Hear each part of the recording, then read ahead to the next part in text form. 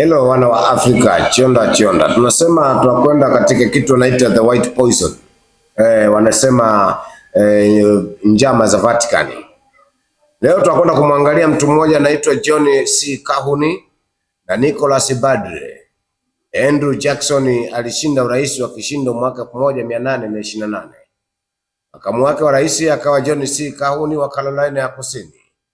Kahuni alijua ya kwamba Wamarekani wengi kutoka kwenye mikoa yao walipenda sana uhuru.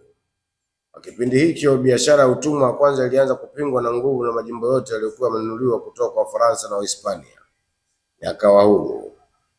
Kahuni alikuwa miongoni mwa watu wanaotaka biashara ya utumwa iendelee. Lakini ikimeza biashara ya utumwa ili kuwafanya Wamarekani wasiondoe dhana ya kuwa na biashara ya utumwa katika Marekani. Kahuni alianzisha gazeti jijini Washington iliyoitwa upatanishaji wa habari katika majimbo ya Marekani, United States of America Telegraph. Katika gazeti hili akaanza kupanda mbegu za haki za kila jimbo. Mbegu hii mbaya, haki ya majimbo, ingepelekea tu kila jambo kutoka katika haki zake, na huo ndio ungekuwa mwanzo wa Marekani kumeguka vipande, kama sio kusambaratika. Ilikuwa ikielezwa kwamba kila jimbo lilikuwa na nguvu zake za asili za kufanya mambo yake bila kuingiliwa na mambo mengine, na katika sera za muungano, katika kanuni za haki za kijimbo, kila jimbo liliweza kujitenga na kujitengenezea mamlaka yake yenyewe. Bwana John Kahuni, makamu wa rais wa Bwana Andrew Jackson, yeye alikuwa ni msaliti. Yeye ni wa kundi wanaliita the Jesuit Order. Kundi la Jesuit lilianzishwa na Ignatius Loyola, wakiandaa mikutano yao kule Vinci, kule Vienna pamoja na miji mingine ya Italy, Vicenza, ili mradi kutengeneza njia na njama za kusema kuizoofisha Amerika ambayo inasema sio ya kiungu, Amerika ya Kiprotestanti, sio ya Kikatoliki. Ili uwe mtawala wa Amerika au kubalike duniani, lazima upewe baraka na Roma. Roma ndio anamiliki utawala wa ulimwengu. Usijione wewe taasisi yako kubwa sana na nguvu, wa Roma amekuacha, kwa sababu ndani ya taasisi yako kuna Jesuit Order ambaye ni shehe, padri, kiongozi wa serikali, mkuu wa kitengo, muuza magazeti, mpandisha bendera, mpiga filimbi, msafisha vyoo. Hawa wote unaowaona ni wanyenyekevu na ni wajinga wasiotaka kuuliza. Wanavaa suti wakiwa waimba kwaya, wanaongea, wanatoa hotuba nzuri wakiwa kwenye mikutano ya hadhara.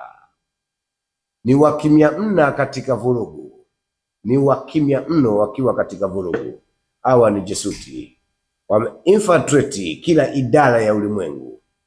Wao ni wajenzi wa barabara, wao ni wavuvi, wao ni mainjinia wa ujenzi, wao ni mabalozi, wao ni wanajeshi, wao ni polisi, wao wako kwenye idara za usalama za ulimwengu, wao ni wafanya biashara, wao ni wachunguzi, majiologisti, wao ni waangalizi wa vitu vya kale. Hao ndio Jesuit Order. Wameinfiltrate kila idara toka mkutano uliotengenezwa kule Germany mwaka 1800. Hawa jamaa wakaitisha mkutano mkubwa kutengeneza himaya yao, asitokee yoyote wa kuwapinga, na wakachukua watu kutoka kila kabila, kila rangi, wakawarecruit. Wao ndio mamemba, wao ndio walinzi wa papal throne pale Vatican, kwa mtakatifu wanasema St. Peter Basilica, katika jiji la Vatican au nchi ya Vatican, ambayo ni nchi ndogo yenye watu kama 800 na watoto na kidogo, ambayo inatawala ulimwengu. Jesuit ndio watu wao wako kwenye vitengo vyote. Wao ni kama ninavyowaambia, wao ni washiriki wa mbio ndefu, wao ni washiriki wa mbio fupi, wanaruka upondo, high jump na long jump. Wao ni warusha mishale na mikuki. lakini nyuma ya pazia they rule everything. Vipo visa vingi, ila ukiwasaliti hawa hawana tofauti na mafia Sicily, Ndilagenda, the new generation Jericho. Hawa ni watu hatari kabisa, ila kama huwajui, kama ulifundishwa ni watu wa kiroho, utakuwa umedanganywa. Jesuti Oda ndio alikuwa anaendesha kundi wanaita the Black Water. Wewe ndugu, wana wa Afrika au wana wa ulimwengu, kwa sababu hii ni history. Hii ni history ya ulimwengu na visa na mikasa ya ulimwengu. The elite wamejificha humu ndani. Hawa ndio wanaendesha mambo yote chini ya jua, wanajificha nyuma ya imani. Hawa ni kondoo waliovaa, hawa ni chui waliovaa mavazi ya kondoo. Tukiwaambia tunakwenda katika mfumo ambao ni wa mabadiliko.